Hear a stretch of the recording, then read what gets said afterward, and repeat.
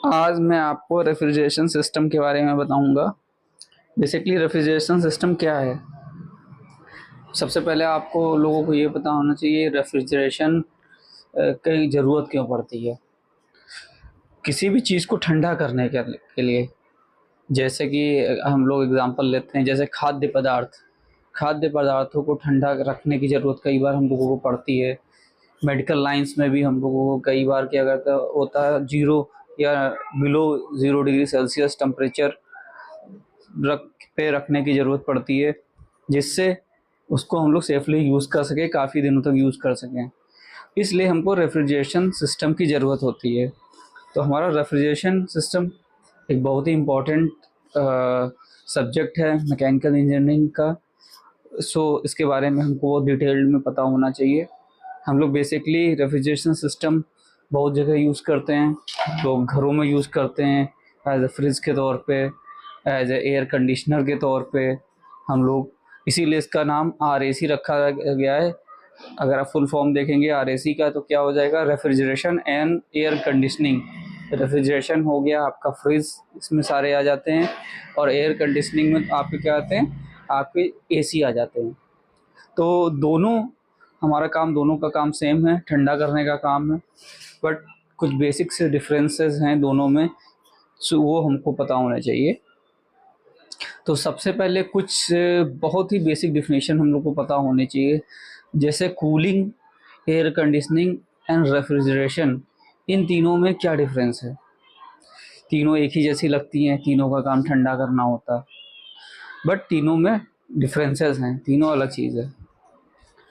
Cooling basically क्या है, हम लोग जैसे हमारा प्रेजेंट टाइम में जो जहाँ हर कंट्री का अलग अलग क्या होता है, एक एटमॉस्फेरिक टेम्परेचर होता है। जैसे मान लीजिए प्रेजेंट टाइम में हम लोग इस समय, मान लीजिए टेम्परेचर यहाँ का है, इंडिया का मान लेते हैं, एवरेज लखनऊ का जैसे हम लोग एग्जांपल ले लेते हैं, 34 डिग्री है। तो कोई चीज़ मान लीजिए 50 डिग्री पे है, पानी हम लोग ने गर्म किया। अब उस पानी को गर्म करके हम लोगों ने क्या कर दिया, उसको छोड़ दिया तो क्या स्टार्ट होगी, कूलिंग स्टार्ट हो गई। मतलब उसने अपना टेम्परेचर कम करना स्टार्ट कर दिया।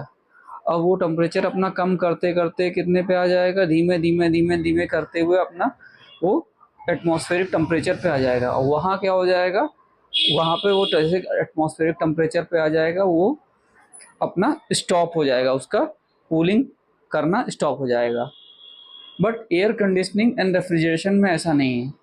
रेफ्रिजरेशन में आपका, हमारा क्या करते हैं हम लोग, एटमॉस्फेरिक टेम्परेचर के नीचे उसको हम लोग लेके आते हैं। जैसे माइनस में, जैसे रेफ्रिजरेशन की बात करें तो हम नॉर्मली जो वेजिटेबल्स वाला सेक्शन रहता है वो 4 degree, 4 degree Celsius, 6 degree Celsius होता है। और जो हमारा जिसमें हम लोग रेफ्रिजरेंट, हम लोग आइस क्यूब को हम लोग जो है जमाते हैं, वो वाला सेक्शन जो हमारा होता है वो माइनस में रहता है।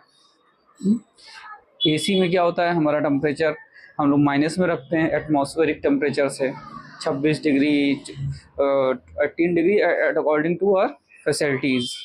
तो ये हमारे कुछ बेसिक से डिफरेंस होते हैं जो हमको बेसिक RAC का पता होना चाहिए।